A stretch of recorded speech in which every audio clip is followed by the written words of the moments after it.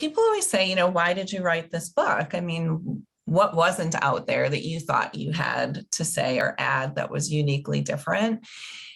And for me, it had more to do with there was so much out there about what is imposter syndrome. And then when people would say, well, what do I do about it? It was always this advice to just fake it till you make it and it'll all work out. And I'm like, it doesn't though. It doesn't really go away and it doesn't necessarily help you battle it.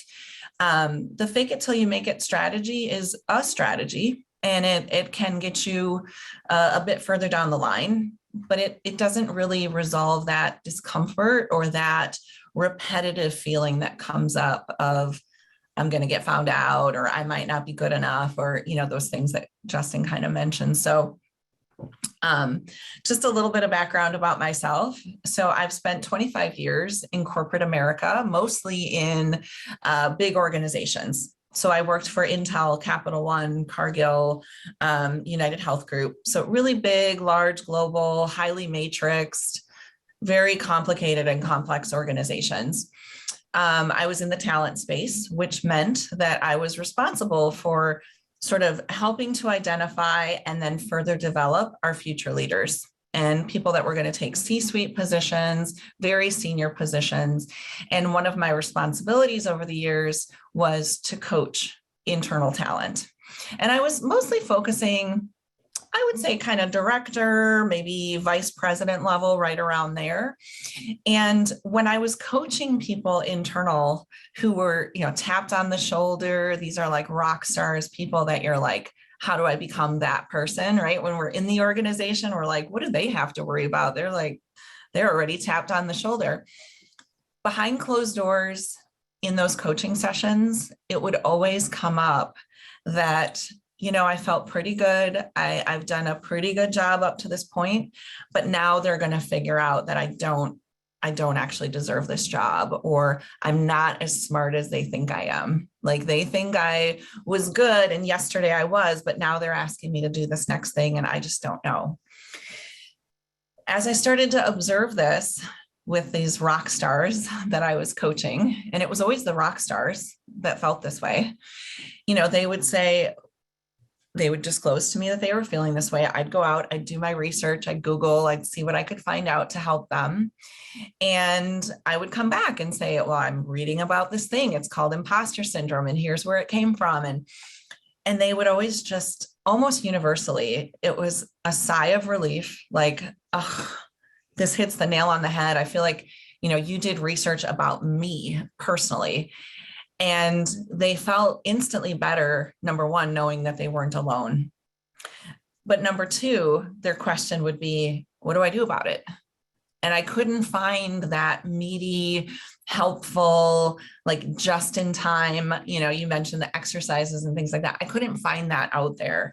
And that was a frustration for me coaching people because I thought, well, how do I actually help them if I can't help them move through this? And so that's what set me out on this path. It was about 10 or 12 years ago that I really started writing about imposter syndrome and researching. And as Justin mentioned, doing interviews. I did close to 100 interviews for the book. Some of the stories are in the book verbatim.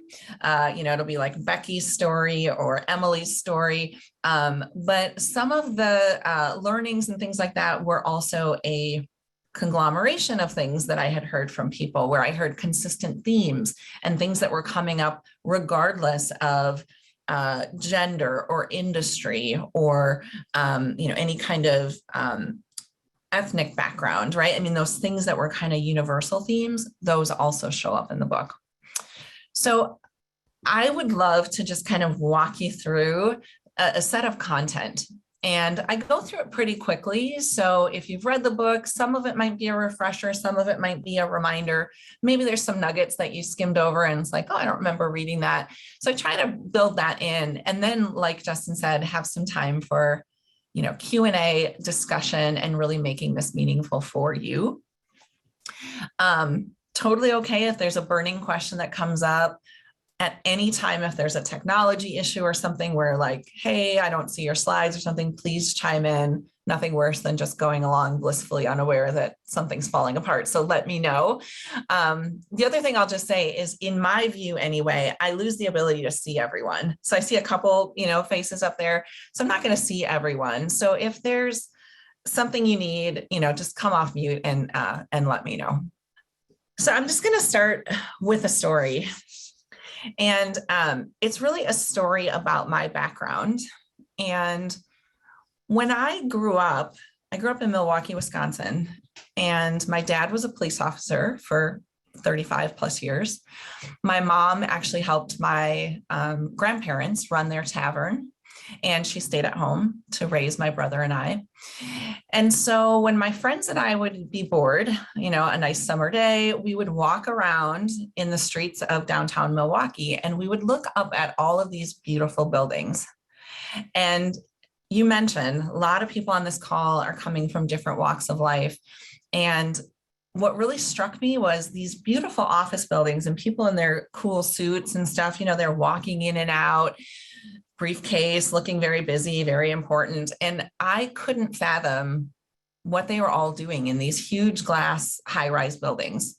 I just thought, all I know is what a police officer does, what a stay-at-home mom does, what a bartender does.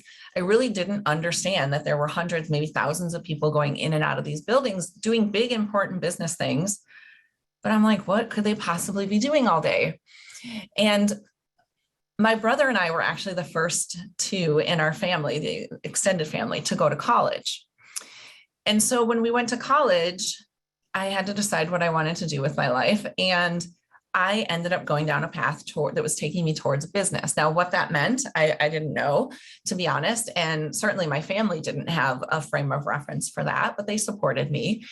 And not only did I go to college, but I ended up getting my master's degree, which then, as I was getting ready to finish my master's degree, I went to the University of New Mexico. I had to think about, where do I want to work?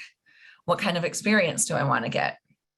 And in New Mexico, one of the largest plants for Intel was there, literally in my backyard. I could almost see it from, my backyard. And I thought, well, that seems like one of those buildings I used to see when I would walk around in downtown Milwaukee. There's lots of big, important things that go on there. And I applied for a co-op, and I ended up getting it. And so on the night before starting my first big professional job in one of these office buildings that important people went in and out of every day, I was sitting on the living room floor of my little 1-bedroom apartment, and I'm filling out paperwork, like, insurance papers and emergency contacts and all the boring stuff you have to do before you start a new job. And I started getting really nervous. I noticed like my hands were sweating, and I thought, well, why am I freaking out about this paperwork? It's not that hard. And so I'm filling it out. And as I started reflecting, I was really nervous about starting work the next day at a company, at a business. And at that point, I had like beads of sweat were forming on my forehead. And I was kind of talking to myself like, hey, what's going on? Why are you freaking out here? And I started thinking to myself, this thing that's supposed to be exciting, like I'm starting this new job and it's the thing I always wanted to do. Once I got picked for the job, I was envisioning that I would show up the next day at work and they would figure out what I didn't know. They'd be going after me on, if you, as a kid, if you ever played Stump the Chump, right? It's like, I'm going to ask questions and see if I can catch you and figure out something you don't know how to do, which is like super mean. And I don't know why I assumed that people would do that. And yet that's where my brain went, because I started understanding that I'm going to go into this environment that I've maybe never been before, and I need to figure out how to contribute. And I put this expectation on myself that everyone was expecting me to show up as an expert, when the reality of it was I was showing up as a co-op. I mean, they knew that I was an intern and that I was cutting my teeth and I was learning. But in my mind, I thought I have to show up knowing things. I have to show up kind of almost like perfect. The next day came, I went into work. None of that stuff that I had worried about happened, right? In fact, the reality was people were excited I was there. They were probably excited to give me work that they didn't want to do anyway, even if I didn't know how to do it, right? It's like, give it to the intern. So I was able to add value right away with my skills and my unique value proposition, but that's not what my brain was telling me the night before. And in fact, it rattled me so much that I was almost a puddle, like on my living room floor, worried about whether or not I could perform the thing that I had been hired to do. And that was its own form of imposter syndrome showing up. And so when I started coaching people and researching about imposter syndrome, it started as this term imposter phenomenon. And it comes from two professors. So Pauline Clance and Suzanne Imes back in the 1970s were working with PhD students, so people who had been accepted into a PhD program. And they noticed that certain people in the program were unable to acknowledge that they belonged there. They started saying things like, I don't know if my research is good enough. I mean, I probably got into this program because the first choice people didn't make it. And so then there was a spot open for me.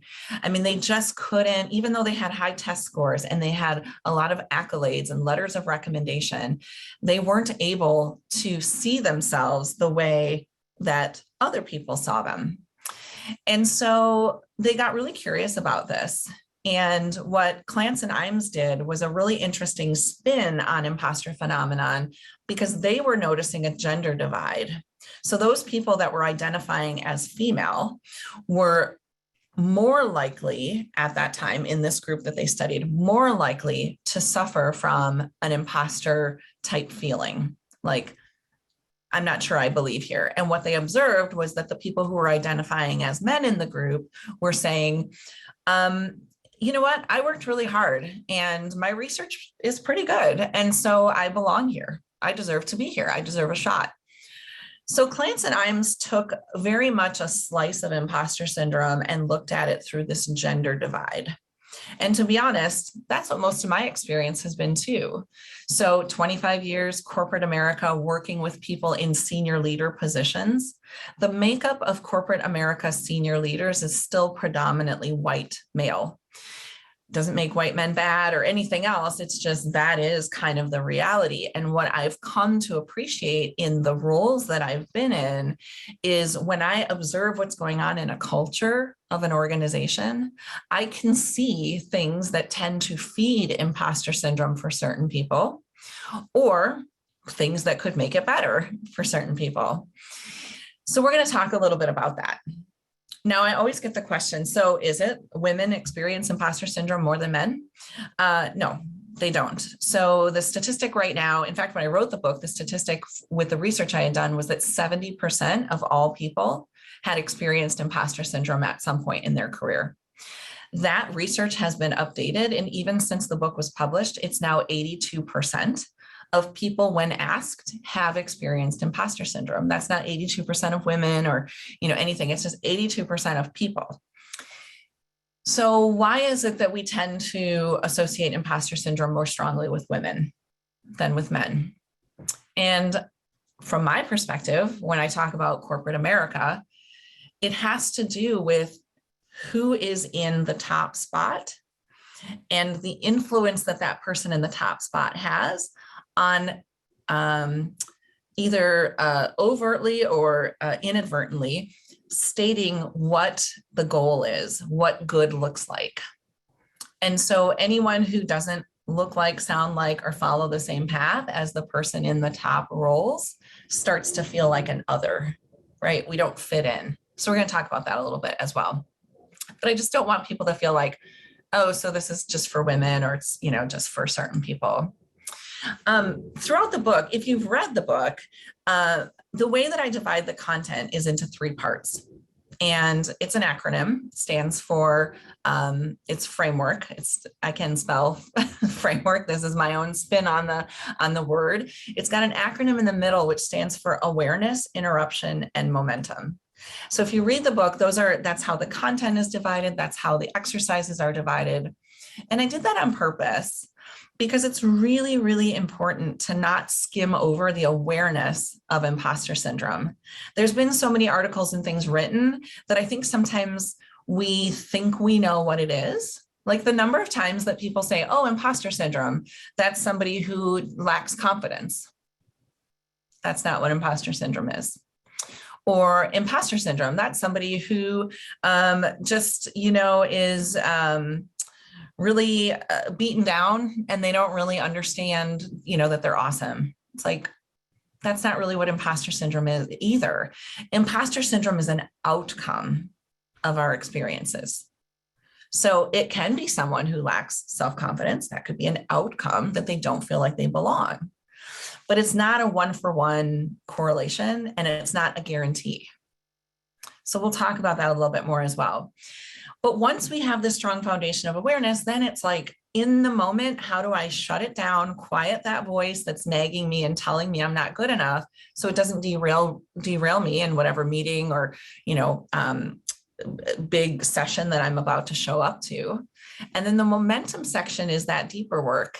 It's the work that we need to do on ourselves to say, here's what my skills are, here's what my values are. I'm worthy of recognition and success.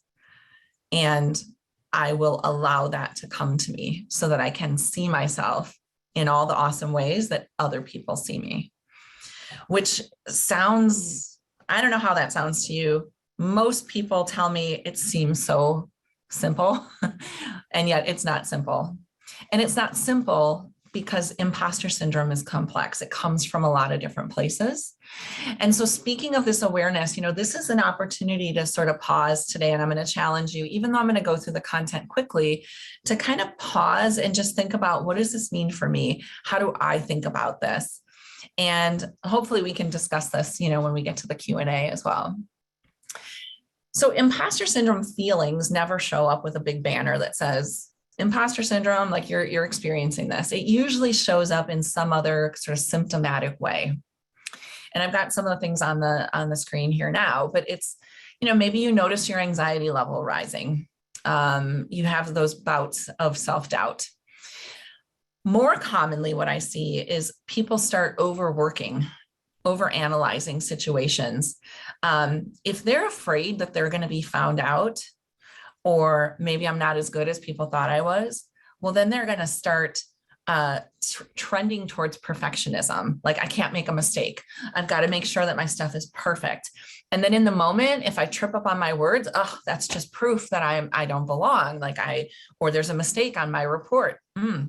Further reinforcement that I am not the person that people think that I am. And that's what our brains do to ourselves when we're in the throes of imposter syndrome. And so that's why I always like to say, if you have a bout of anxiety, that does not mean you have imposter syndrome. However, if you're feeling a little bit like, I don't know if I'm the right person for this job, or they might find out that I'm not perfect, that anxiety might be coming from a place of a symptom of imposter syndrome.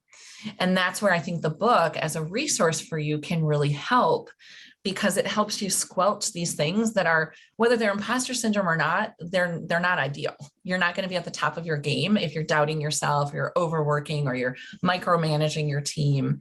And so my hope is that the book ties it to imposter syndrome, but there's all kinds of great exercises that are going to help you if you're experiencing any one of these kinds of symptoms. Yeah, can you go back to that slide real quick? I think it's Sure. a really powerful one, and want to just kind of connect some dots for some people into the Salesforce Ohana experience that they're all going through right now real quick. Yeah. I feel like this timeline of just an event that's triggering your imposter, you could kind of overlay it with certain situations, like applying to a job and going into a job interview. Those feelings are going to increase right up to the moment of the 30th minute of the job interview, or likewise on the far right of that timeline, you could almost say like somebody at the left was, still applying to jobs, trying to get their opportunity. Somebody at the right, I've seen this with some alumni in the alumni talent stacker group. They've been hired. They're 6 months in on the job. But there's this tendency towards, what's the next certification am I going to get?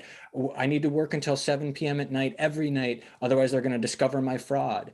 I really wanted to draw a little underline under Teresa's comment there, that check in with yourself. If you see yourself working late into the evening in your new job, is this something you're doing to yourself because you feel like an imposter, some of these other things on the screen right now? Or has your boss literally said, there's a deadline, we need you to work on this? It's so tempting in our new roles to think I'm missing the necessary knowledge. I must go obtain that knowledge. And it's like a false positive. It doesn't really lead to the result you need right now. Yeah.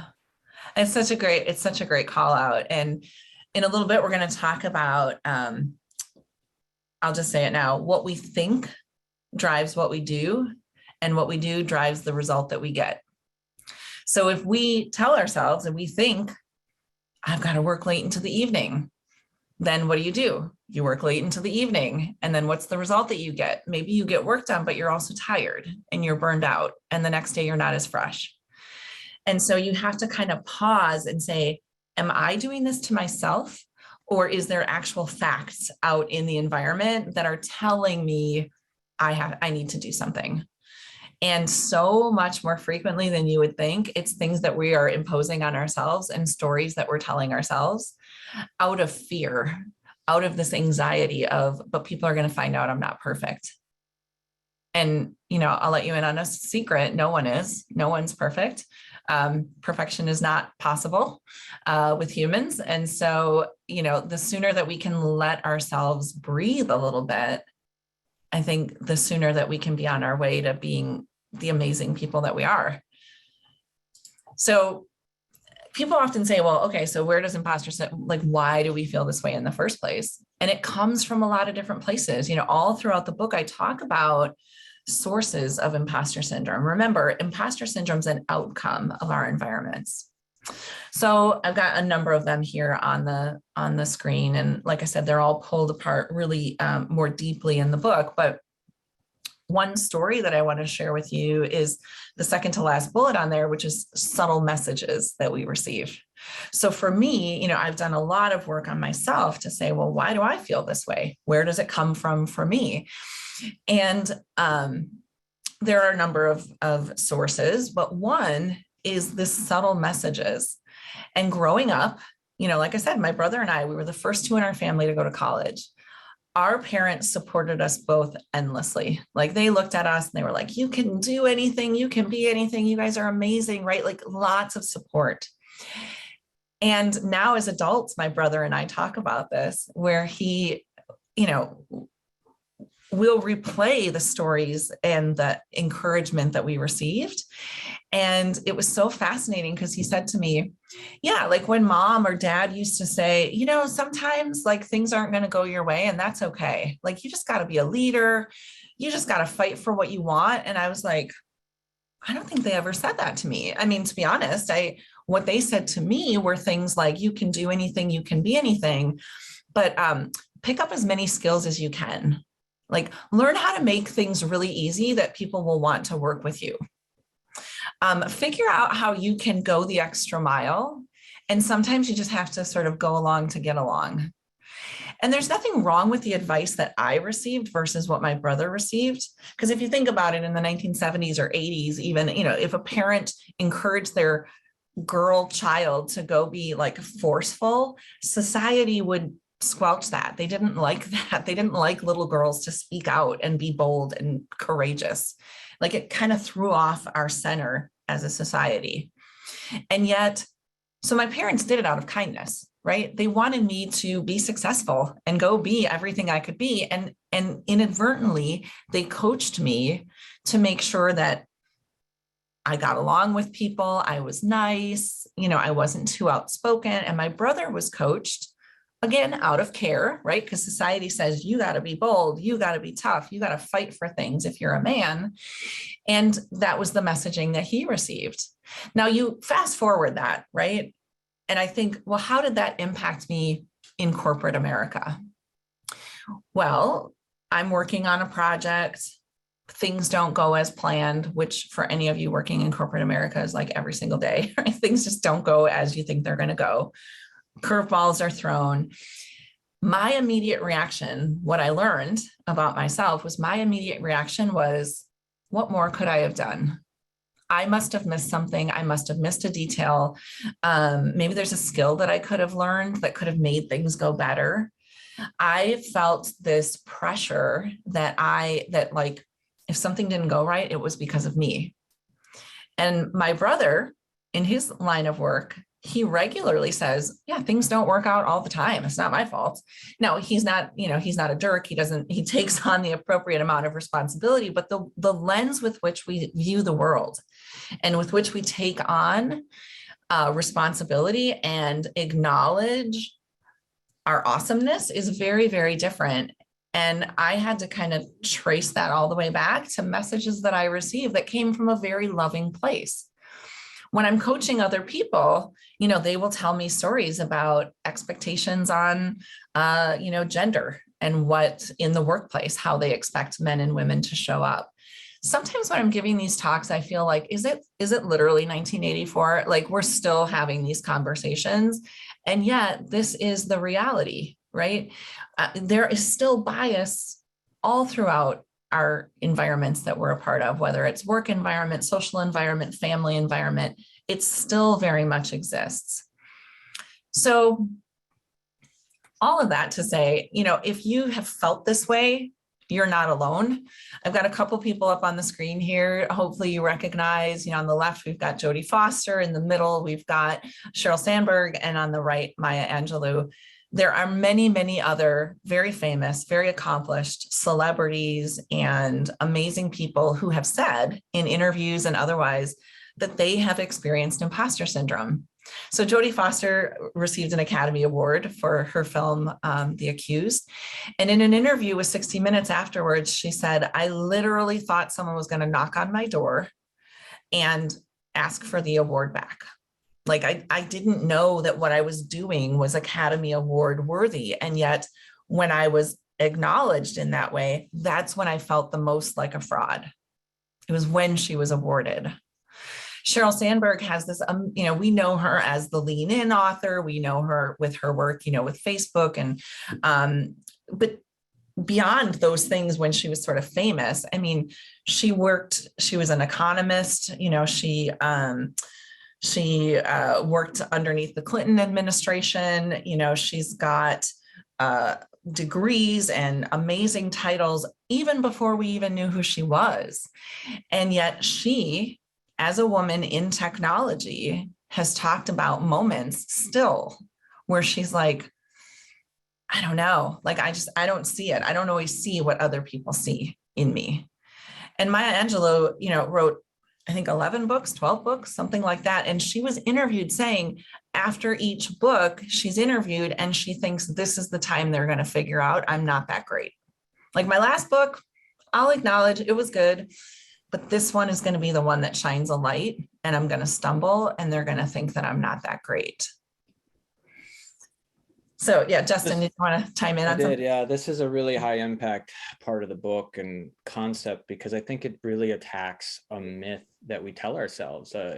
One of the easiest ways to trick yourself into thinking, well, I've dealt with my imposter, is you're like, well, I'll start a new job at a new employer with a new title, then I'll have arrived and my imposter will go away. And I love that chapter in your book where you talk about, no, actually, it kind of got worse. Like new responsibilities, promotions, and things like that. People that you were interviewing were saying, just like these celebrities, the success didn't make it go away. I just had to deal with it differently. Things like that. Really high impact for all these students on the call here today and watching later. You might want to come back to this video a year into your new career and remind yourself that you're not alone and it's absolutely normal that you've been given a new project or you're leading a new implementation, or this is the second time you've done something and you feel like you should know how, but actually it feels just as new as the first time. Like every org is going to be a little bit different, guys. Well, and that is one of the headlines in the book.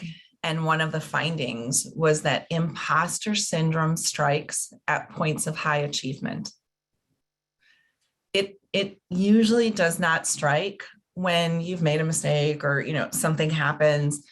it's when you have been recognized. It's like you've done the thing, you got promoted, you got the new job, you landed on the board of directors, like whatever your goal is. When you actually get that validation of, yeah, I can do this, is when our brains tell us the most, oh crap, I can't do this. And that's the disconnect, and why imposter syndrome often sneaks up on people. Like we don't even know it's happening. Oh my gosh, you're reminding me of just a story just earlier this week. I'm 6 years into this title of Salesforce admin, guys, and a lead developer on the call, we're talking about a field label, what we're going to name the frickin' field.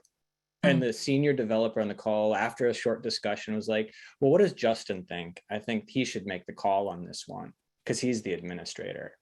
And he meant it. And I got so panicked, like, oh, it's my call now, finally, for the first time in 3 years at this company.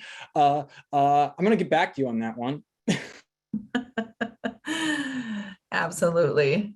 Absolutely. I mean, I cannot tell you, just full disclosure, the number of times I had imposter syndrome about writing a book about imposter syndrome. I was like, but do I know enough to say that I'm an author on this topic? And of course I do, right? I mean, of course I do. I have 25 years of experience.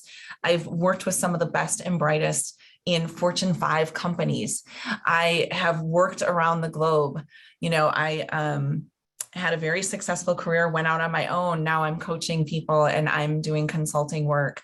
But all of that reads like someone else's bio. It's almost like I have to read a bio to tell you all like some great things that I've done and some wonderful experiences that I've had. But we have to give ourselves permission to own the stuff that we do actually know how to do. But often our brains tell us like, oh, don't do that. Like, that sounds like a jerk. You're bragging. Or what if you're wrong? What if you did it, but you couldn't do it again? Right. I mean, that's where imposter syndrome sometimes throws us off our game and really can trip us up. So I want to be cognizant of the time. So, I'm gonna actually skip around just a little bit on my slides because I'm happy to make these slides available for people. I just want to talk about this concept of belonging.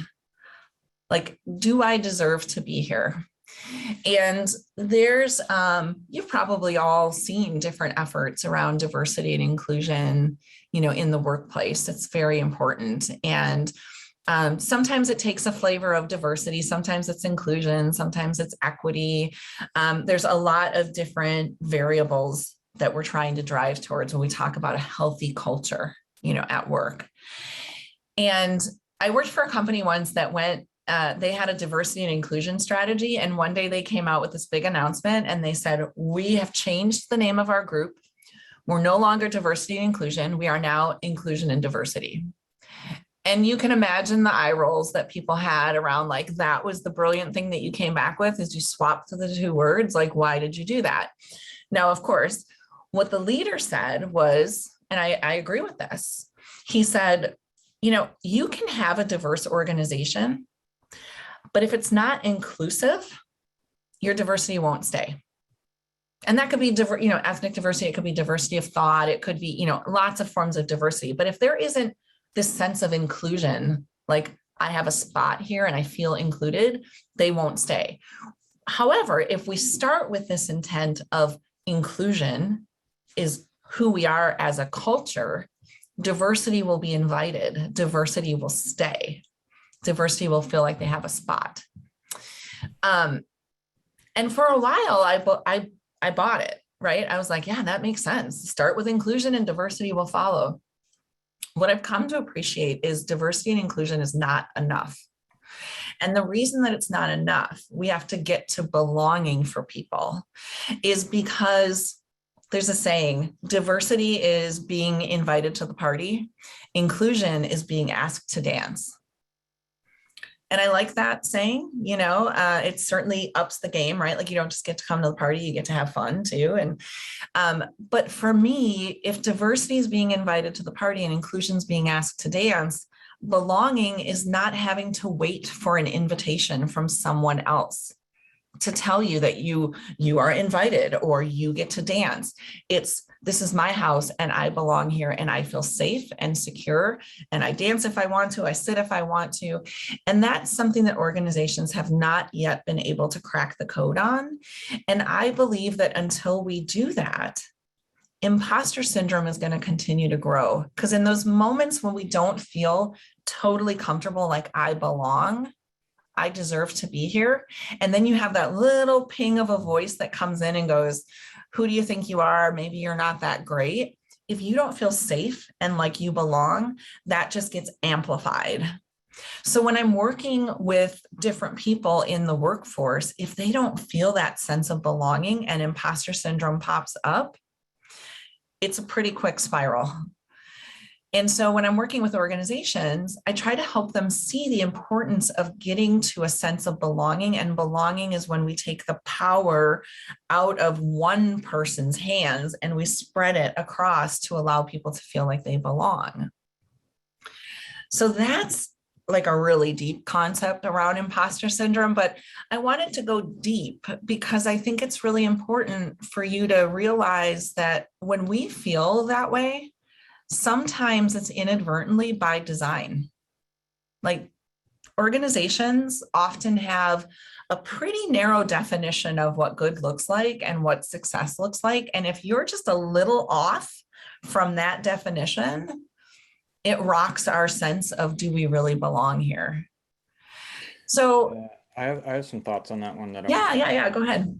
it's you're getting a lot of comments in the chat, by the way, of like, well said. So Uh, not for a second do I think I'm going to say it better. I want to just draw more connections to our industry for people on the call. One area that going deep for a second, that I've really seen this belonging show up is you're on the job, you're an admin on a team, and on the call you have developers, you have QA, you have business analysts. Everyone's got a role to serve, but there's 8 or 9 people on the call. What happens is, in IT especially, 80% of the call can often be introverts. And so what I've started, and I'm still a novice at this, but what I've started to recognize is this going to make somebody uncomfortable to ask them publicly in front of 8 people what their input is? Or do we have the time for this solution to maybe grab that person one-on-one after this call?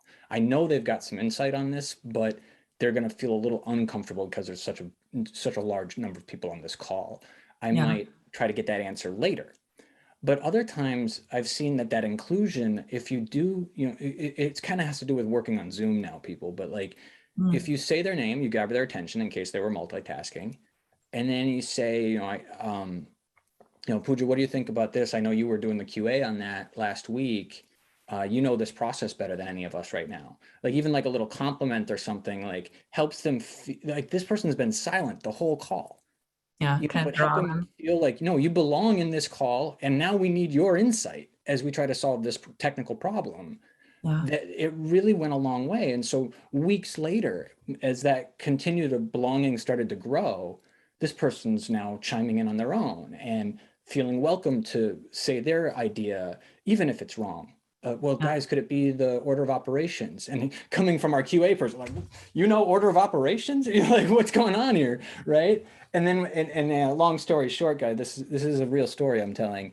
6 months pass, and now that person reveals they've been Salesforce certified and got a consulting job and left the company. But like, it all starts for that belonging and inclusion. And a second area that I see this really as a secret sauce to Talent Stacker specifically, guys, and something that really sets us apart as we break into this career, is picture those who aren't part of the program. When they hit these walls and these ceilings, who do they turn to? The greater, large, massive ohana that is these Reddit posts and the trailhead communities and stuff like that. I think it's super powerful that we have Talent Stacker to turn to as well, a little smaller ohana with more bonds and relationships, so that when you guys are posting on Facebook or the other custom app that we have, asking for insight and advice or encouragement, I love to see how the ohana swarms and says, no, this is normal.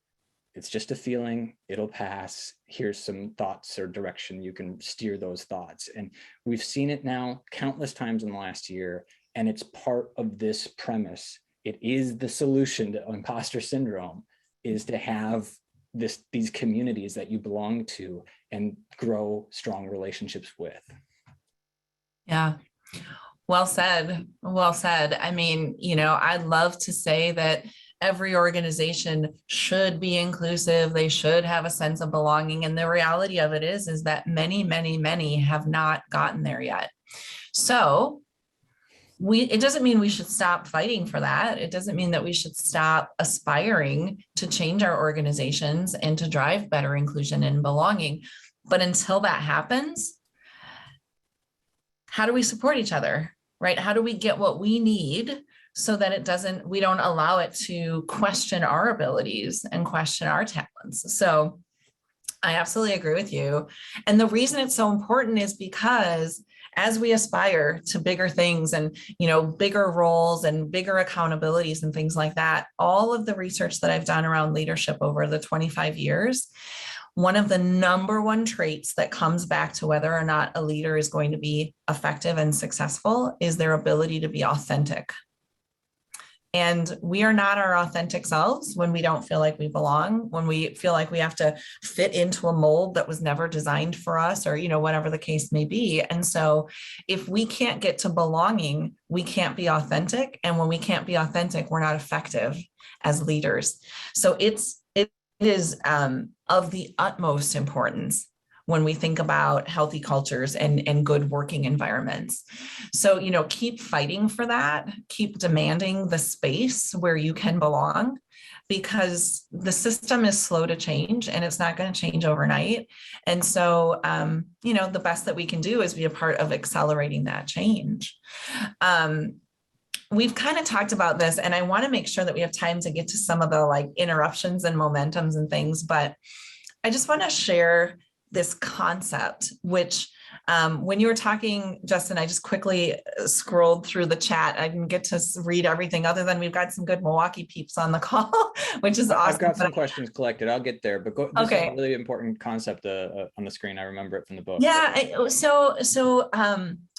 Why do we feel like we don't belong? There's a term and it's called the reference man. And reference man came from the medical field and figuring out what is the right dosage of medicine for patients. And, very smart doctors and scientists came together and said, well, what's the average person? And they used an average white man who was, let's say 5'9" and 180 pounds. Okay. And they said, so for the average person, the reference man, the dosage of medicine should be one pill, one dose.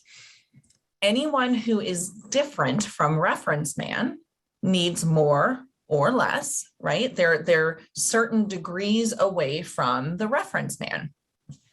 That worked really well from a medicine dosing perspective, right? If someone's heavier, maybe they need more medicine. If they're lighter, they need less.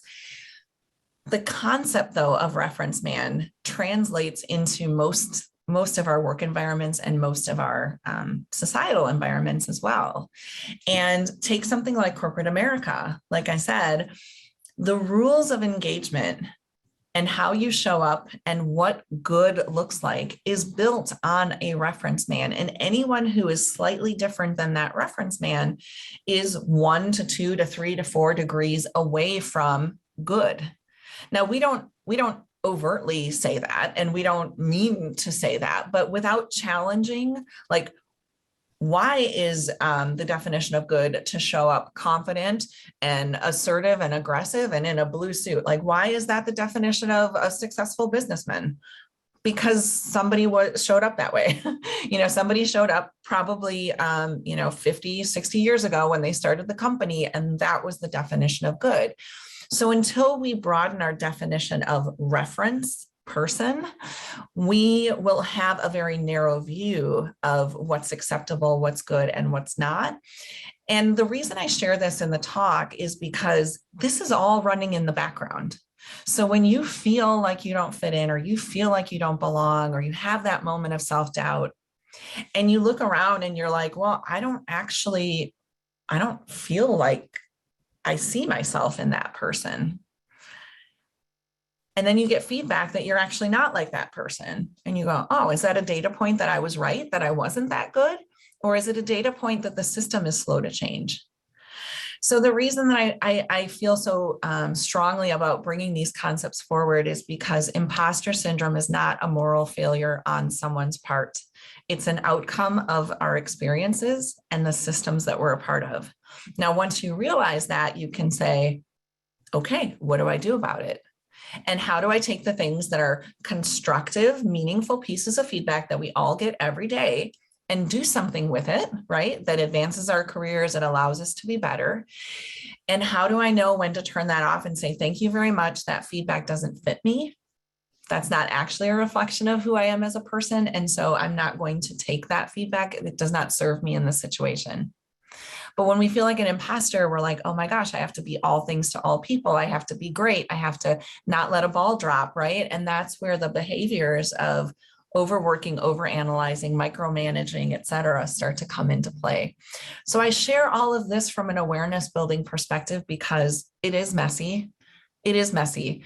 And if you're interested in learning more, there's tons of great stuff, you know, all through the book and things that you can find out online and research that you can do as well. But I think it's important for us to say, so, okay, we know all of this and it feels heavy. It feels like, how do we change the systems? And then what do I do? Like, how do I We're navigate? getting that question in the chat a little bit of like, how do I change a toxic culture, or is it me that needs to change? You Yeah. know, and I also wanted to interrupt you to demonstrate one of the subtle ways that men in a technology team or workplace, it can be the normal to Right. interrupt women when they're speaking, and I'm good at it. I'm working on it too. And then I also wanted to illustrate a few more that I've noticed on technology teams. It might be any team for that matter, but in tech especially, we also have reference man. You know, there was a male dominated industry for 25, 30 years of software engineers, developers, mostly white men. And that is changing, absolutely changing. But it can show up in really subtle ways, like the white man suggests an idea and nobody contradicts it, nobody challenges it. Maybe that'll work. Okay, the lead engineer has said we're going to try that. And then, you know, a woman in the call will suggest a different option and it's dismissed, or they're interrupted again trying to explain their point. You know, we have to be very cognizant of watching for these vigilantly so that we don't fall in to these norms, because that's what they are, is normal. It doesn't make them right. Totally. Totally. And the question about, like, you know, we could probably have a whole nother session on, like, what do we do? How do we navigate a toxic culture? How do we work to change it while preserving ourselves? And when do I need to change versus, right? I mean, like, that is a whole body of work in and of itself. And I'd be happy at some point to have that dialogue, because that is very much a part of the work that I do when I work with organizations on getting healthy so that talent has a good experience. What's so interesting, though, one of the comments in the chat when I was scrolling through was around, but I actually am surrounded by really, really bright, amazing, brilliant people, you know, and I kind of feel like I am actually this outlier. Like, I didn't go to Harvard, I didn't, you know, so why am I here? And it's so important to recognize that you have a unique perspective and a unique skill set that you're bringing to the table. And so that might be the very thing that they need.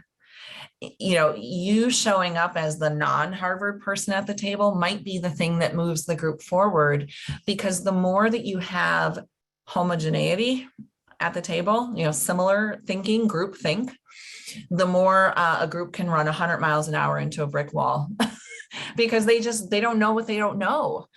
And so never underestimate the fact that, like, your idea, as different as it might be the thing that turns the group, that's so different than what they're thinking. They didn't even know that they needed that perspective.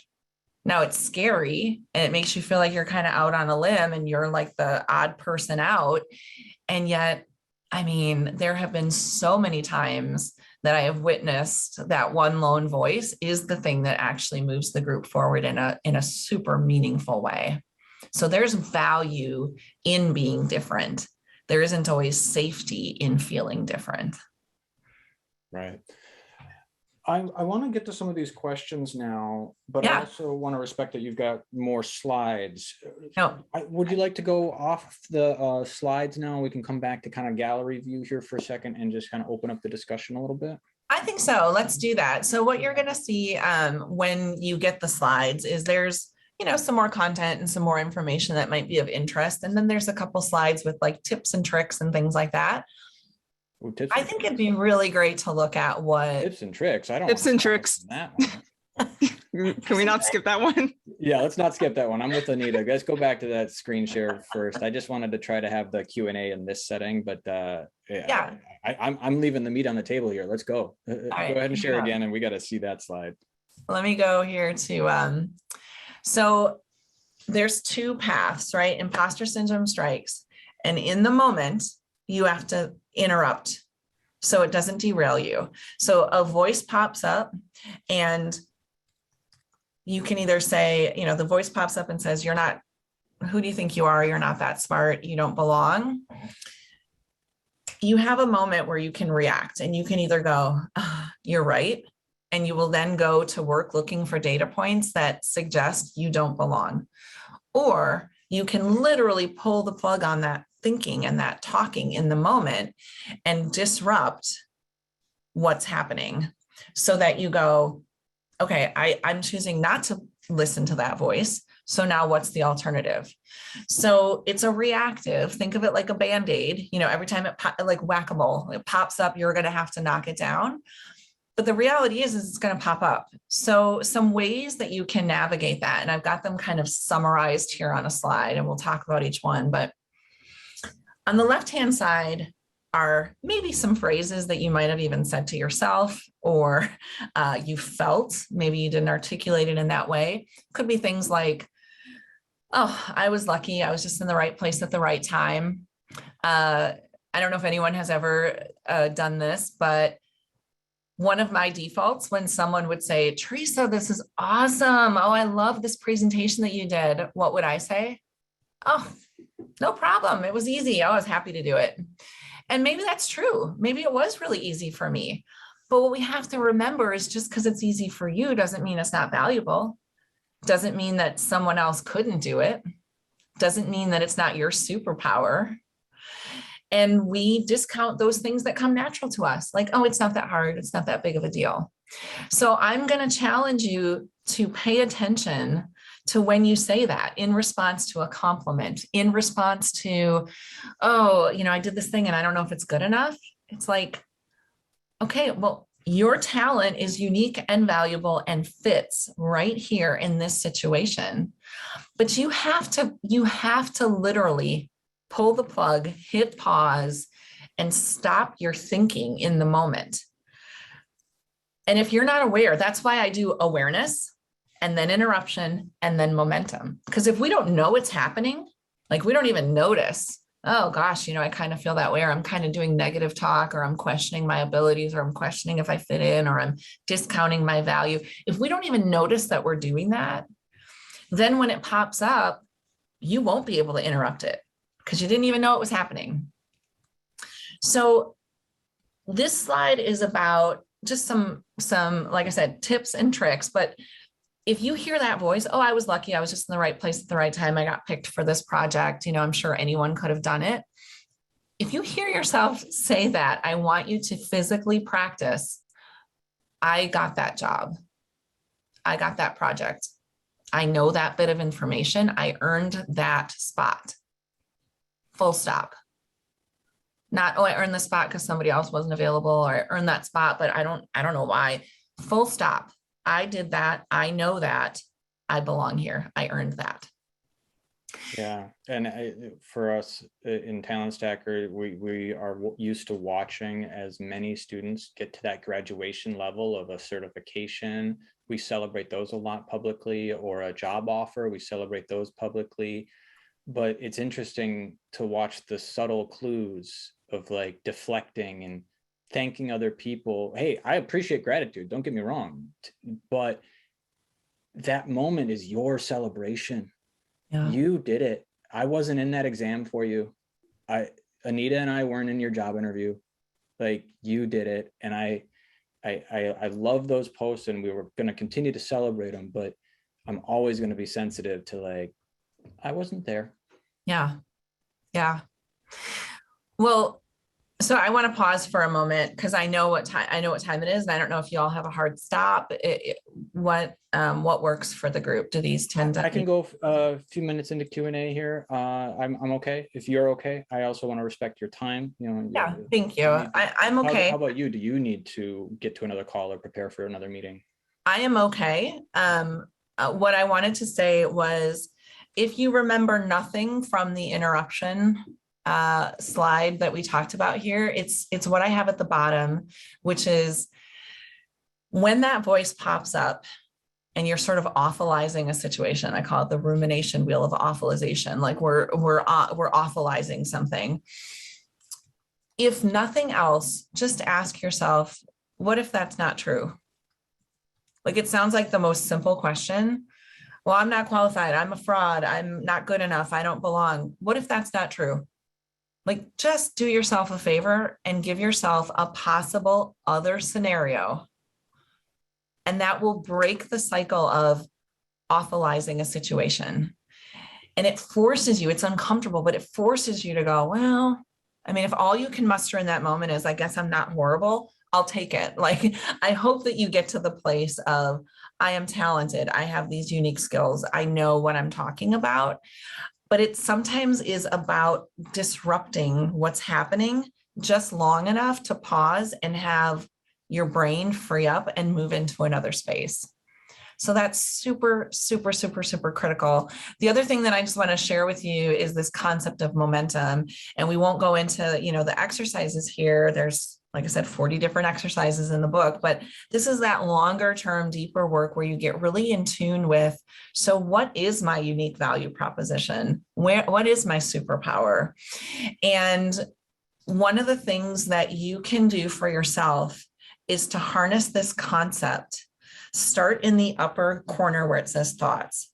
If you can tune into what you are thinking and start controlling the thoughts that you have, it will transform your success. It will transform your life. I mean, your ability to identify the thoughts that you're having and take actions based in positive thoughts versus everything that's wrong with me, it completely changes this whole cycle.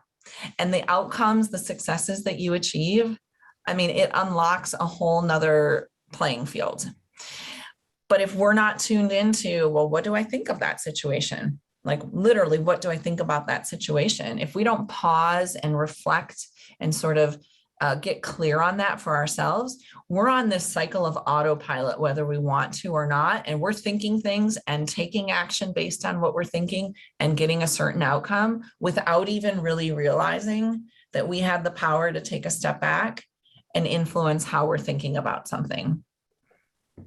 So that's, let's totally go to, I'm just going to leave you this, it's quick. There's a QR code. If you need access to the book or any ways to get in touch with me, I'll let you take a quick pic of this so that you've got my email, you've got my LinkedIn, you can find me in other ways, and I'm happy to continue the conversation. But I do want to see what were some of the burning questions. And if there's something that I can answer, I'm happy to do it. Real quick before we, leave this slide up for a while. I want to Okay. have enough time to type it in. But the framework again, can you just recap it? Yep. So framework, acronym in the middle is AIM, and it stands for awareness, interruption, and momentum. So awareness, what is imposter syndrome? Where does it come from? Why do I experience it? Why do you experience it? Because we're a product of our environments. So it comes from different places for different people. So really tuning into that and saying, am I experiencing this? How does it show up for me? I is in the moment. How do I interrupt it? Kind of disrupt my thinking and actually, sometimes it's a mental thing, sometimes just physically standing up and moving our body changes our thought process. So get yourself, you know, disrupted so that that thought pattern isn't continuing So around, interruption I'm not doesn't mean that good. interrupting other people. It does not mean interrupting other people. And then momentum is the deeper work. I had someone who read the book and said, okay, I loved it. I was clipping through it. I got through the first two parts in like a couple of hours. Awesome. I'm going to go back and do the exercises. I got to momentum and I was so excited. Like I'm just going to launch out, and momentum, I like slowed down and I had to read some of the parts of the chapter and reread it. Is that normal? And I said, it's completely normal, because this is where we're actually tuning into what is my belief about something? What is my thought pattern? What assumptions and biases do I have about myself and the situation? So the momentum section it's more meaty, right? It's deeper work. Doing the deeper work, I can't guarantee it will prevent you from ever experiencing imposter syndrome again. And with a group like this, I would say you will experience imposter syndrome again, because imposter syndrome strikes at points of high achievement. And this is a group that's on to amazing things. So you probably will experience it from time to time. But if you do that deeper work, the need for these Band-Aid interruptions becomes less and less, because you're very firm with who you are, what your skills are, what your talents are, and when something is about you and when it's about your environment or the system that you're a part of. So doing that momentum work will pay dividends. That's why I called it momentum, because if you actually do that work, it propels you forward. So hopefully that helps the framework. Absolutely. One question that's on my mind, and I hope it's on others as well, it comes out of the book. You talked about the differences of gender, and other students on the chat have been asked about like other differences you noticed too, so that's part of Yeah. this question. But it, one line that really stuck out to me was when you were talking about during the job interview process, there's some research or proof now that women are evaluated on past performance and men get this benefit of the doubt about their future potential. And Mhm. I was hoping you could address that today, because we have a ton of women on the call and in Talent Stacker and in the Salesforce Ohana. And I just feel like that's horribly unfair that men get the benefit of the doubt. Yeah. They've got to go prove themselves. Yeah. And it's not in every situation every single time, right? But there's trends and there is data that suggests that men tend to get the benefit of the doubt and that we trust what they're capable of. And women, we need to see it before we believe it. And I believe it stems back to that reference man comment that I was telling you about. And I have a story that I tell in the book about a leadership development training that we were putting on, where people had to do a group presentation. And there were 5 people in the group. One was a white male and one was a Black female. And then there were, 3 other members of the team, but Monique and Paul. And this is a real situation. I changed the names to protect the innocent, but a real situation that I observed where they had to do a group presentation. And they had prepared and they had practiced, and their presentation was going to be in front of an auditorium of like 500 people, and they were going to share their research and the project that they had worked on. And they were coached. You're giving a presentation, you have to show up that day, wear your Sunday best. You need to wear your suit, you need to look a certain way, you need to show up in a certain way. And on the day of the presentation, Paul went into the auditorium, came out on stage, the lights came up, and he froze. I mean, he just completely froze. He was nervous. I think we all felt for him. We've all been there. Forgot his material, forgot most of his statistics. I mean, he really stumbled, super uncomfortable and awkward, and he apologized and he walked off the stage. Monique came on stage. She was wearing a blue suit. It seemed uncomfortable for her, but she kind of walked out on stage, put her arms down at her side, and she did her presentation. And she nailed it. Facts, figures, like you couldn't argue with the fact that she did it. In fact, she actually covered some of the stuff that Paul forgot. So she kind of saved it. She walked off stage. When it came time to debrief their performance and give them feedback on a scale of 1 to 5, 5 being the highest, the panel that was assessing them said, well, I know Paul. I've seen him around the office. I mean, my gosh, we've all been there. We've forgotten things. Paul's totally capable. I mean, what happened happens to all of us. He forgot his stuff. He just got nervous. I trust that he can do this. And they were going to give him a 4, even though he really hadn't done the assignment. When it came to Monique, they said things like, well, she knew her presentation, she knew her statistics, she did a good job. She seemed really fidgety. She seemed uncomfortable in that suit. Her hair was hanging down a little over her eye, and her voice was very monotone, and it was just so distracting. I mean, she knew it, but I don't know, it wasn't that engaging. And they were critiquing her on what she did, not what she was capable of doing. And they were going to give her a 3 as a result. So, and that's an extreme example. And yet I'd love to say that that only happened once in my entire career of 25 years. The reality of it is that we are comfortable saying Paul looks and sounds and acts a lot like the CEO, a lot like these people who are in charge and have been successful. So I will trust, that's a bias, right? It's a blind spot. I trust that he could do it. Monique looks and sounds and acts completely different than my reference man of success. So I got to see it before I believe that there's potential there. And that's a huge bias that happens in the workplace while we have, I'll call it reference man, that delineates and doesn't allow for different definitions of success.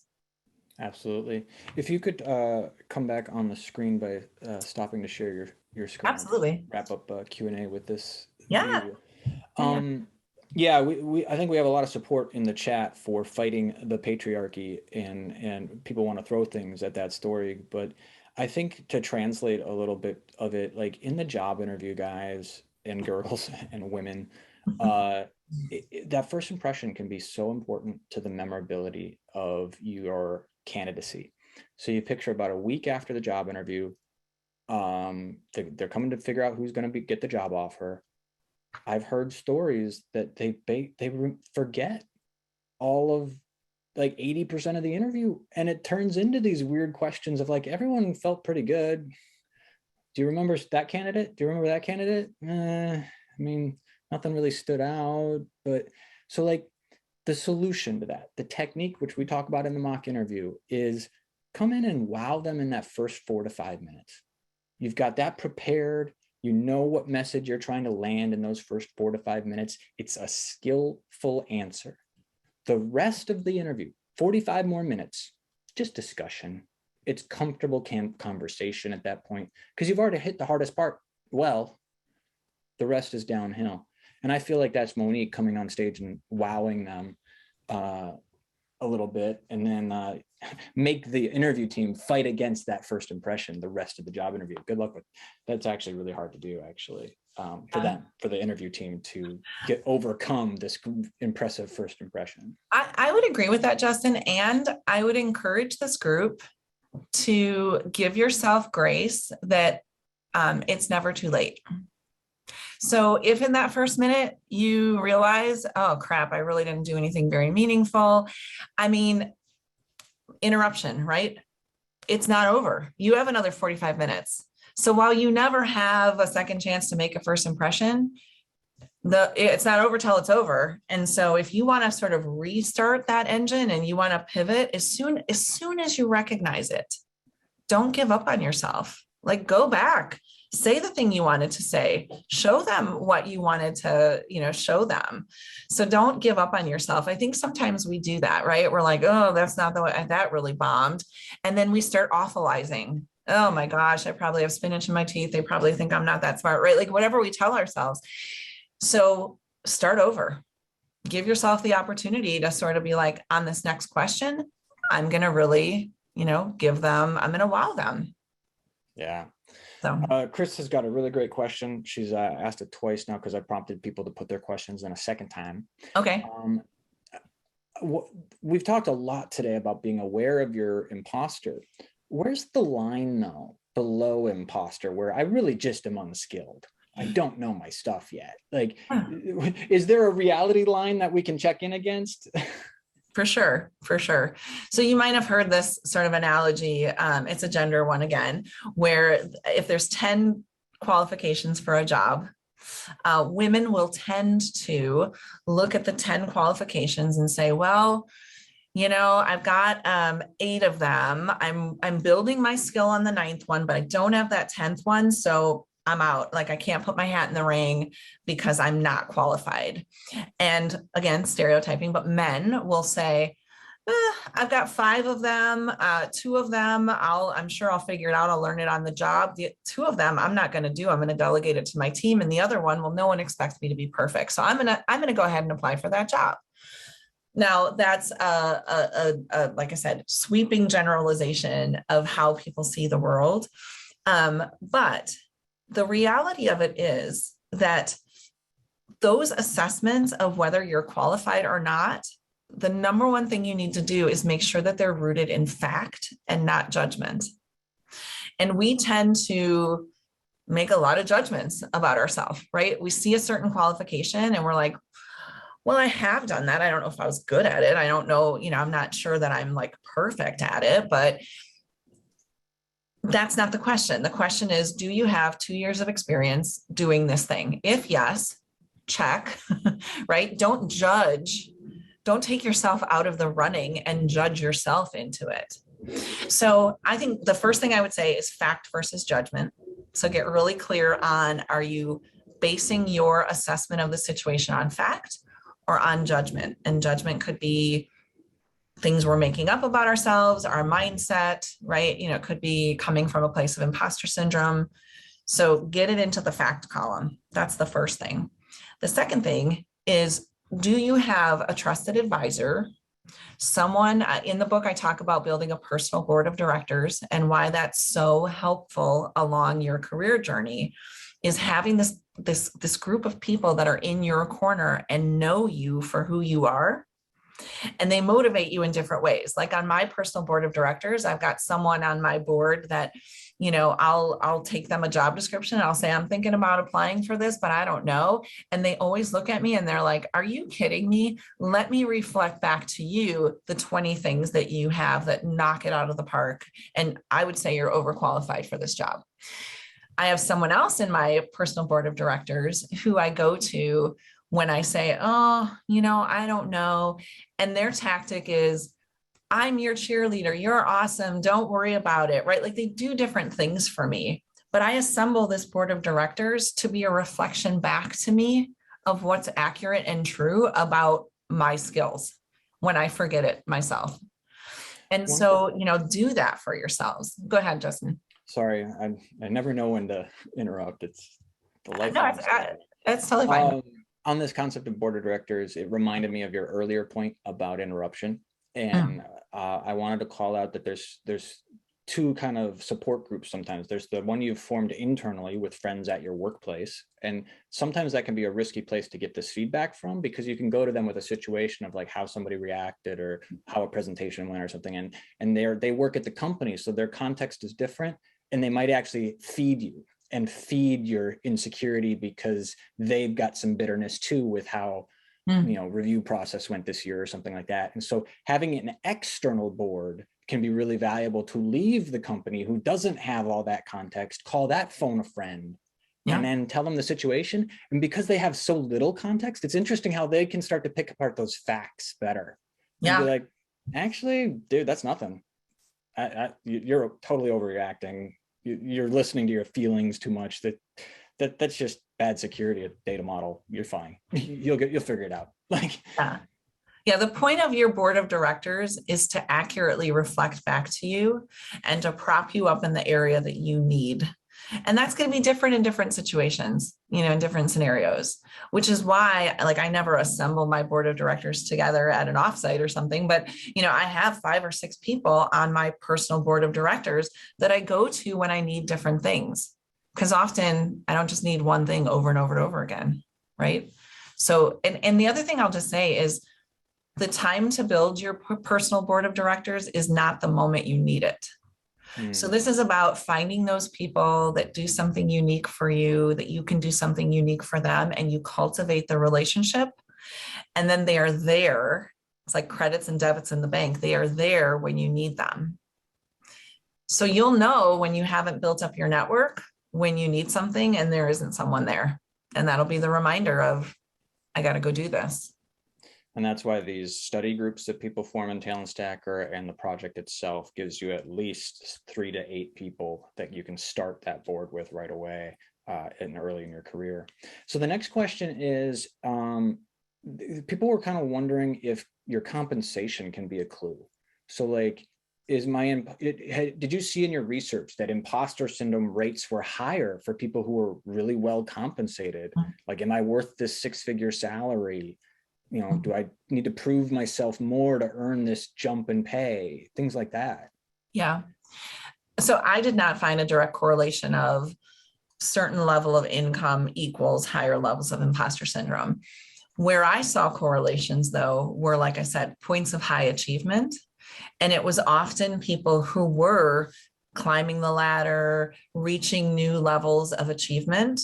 And I'm going to say that's all relative, right? Because you could be, in a certain field where $100,000 is a lot of money. You can be in a field where $1 million is a lot of money. So everything is kind of relative.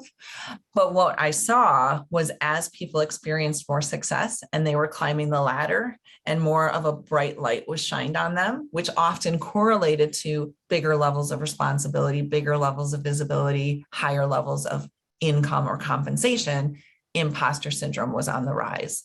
So that's how I would correlate them. I definitely see things where people are like, well, if I'm going to earn this, I need to really earn it. Like if I'm going to be compensated in this way, I have to really earn it. More times than not, though, humans and our relationship with our compensation is that we deserve more. And that we want to earn more and we should be able to earn more. And so there isn't often that I come across people that are like, please take money back from me. Yeah, you're not overpaid, you're underappreciated. Yes. Got it. One question, it was very early in your talk today. They were wondering about the differences between age groups and generations. I think we were talking about gender at the time, but like there can be some other classes to talk about there. Yeah. So I actually tell a story in the book about, I was probably, I don't know, 10 years into my career maybe, and I was mentoring a recent college graduate. I was in the technology field, and we sat down like we always did and had lunch, and we would talk about all kinds of different things, interesting articles I had found, questions she had. And one day, this was, like I said, 15 plus years ago, I said, I was reading about imposter syndrome, and I'm wondering if you've ever heard of this.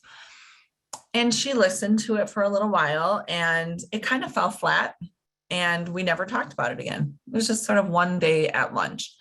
And then about 10 years, maybe 9 or 10 years later, we had kept in touch over, LinkedIn and whatever. And she was now off she had a really big job at another company, and I had moved on to another company, and she reached out on LinkedIn and said, hey, would you have a minute to just chat?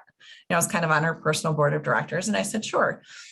And we got together and she said, do you remember many years ago, you talked about this thing, it was imposter syndrome, and you were telling me about it. And she said, I really thought it was something that maybe older people, no offense, I was evidently old. She's like, older people experience. I didn't experience it at the time. And she said, but now I'm in this bigger role at this other company. And oh my gosh, I am experiencing it like crazy. So do I think there's a correlation with generations? Maybe, in that we have not been grown and stretched and pushed outside of our comfort zones until later in our careers, right? We're reaching those high levels of achievement where we start to question, am I good enough to do that next thing? Now, how about when somebody leaves the team and they give you all their work? Oh, for sure. Drastic Yeah. change in environment there to make you feel some new feelings. Absolutely. Absolutely. And I would say, that messaging that I told you, the story about what my brother and I were told growing up, I think there has been a very conscious effort to change and level the playing field and, sort of not tell girls you need to be quiet and pretty and boys should be tough. And, I actually think there's a ton that's happening to level that playing field. And as we hit points of high achievement, no matter who you are as a human being, right? The human condition is, am I good enough? Can I do this? And so while there's progress, and I'd love for there to be a time where people don't ever experience this again, I think until all the systems change, we have equity, everyone's belonging, everyone feels safe, nobody gets weird messages, society isn't pushing on us, our cultures aren't pushing on us, right? Until we get there, we're not there. So. Yeah. One question that came up a few times is, it's always unfortunate when it happens, but, you can end up in a really toxic culture. And all of these facts are external, but the entire culture needs saving, not just you and your feelings within it. Do you have any advice for kind of distinguishing, am I in a bad culture and I should get out of this company? Or am I just still trying to learn the job? That kind of difference or distinguishing. Or am I in the wrong role? Yeah. I mean, and I think it's a good question, right? Because these things get kind of jumbled up in our brains. Research, like let's just take something like employee engagement.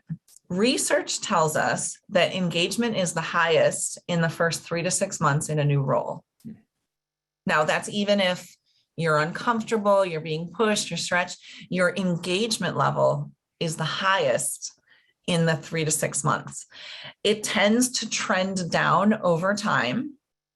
And then the longest tenured employees in a healthy culture, the engagement tends to tick back up. So like at the 5-year, 10-year mark. So it's almost like an inverted bell curve, right? It starts out really high, you kind of dip down and then you come back up. If you're in a culture that is a good fit for you and you feel aligned and you feel like there's good growth and things like that. So if you feel disengaged, I mean, that's one indicator. Like, how engaged do you feel? Not, is this uncomfortable? Am I growing? Am I stretching? Do I just not like this coworker I have right now? Am I engaged? Like, do I get up and want to go into work and feel like I can do something really awesome here? It doesn't have to be perfect, but are you engaged? I think that's an indicator, because engagement is one of those things where if you don't have engagement, you won't develop, you won't learn new things, you won't innovate. Engagement is almost like the root cause, like the thing that it's the thing that unlocks other things for us. So I think, really tuning into your level of engagement is one good indicator. I would also say trust yourself. I mean, if you've got people disrespecting you, if you've got people who don't listen to your ideas, if you feel like I speak up and it's a punitive culture or, like I don't feel safe here, like trust yourself. You know what makes you feel safe. You know what makes you feel powerful. You know when you feel valued. You have to tune into that and give yourself permission to feel that way and then make an assessment. Because what's a great culture for me might not be for you. Like not every culture is for everyone. And we have to manage our careers to assess that, but you have to trust yourself to be able to assess that.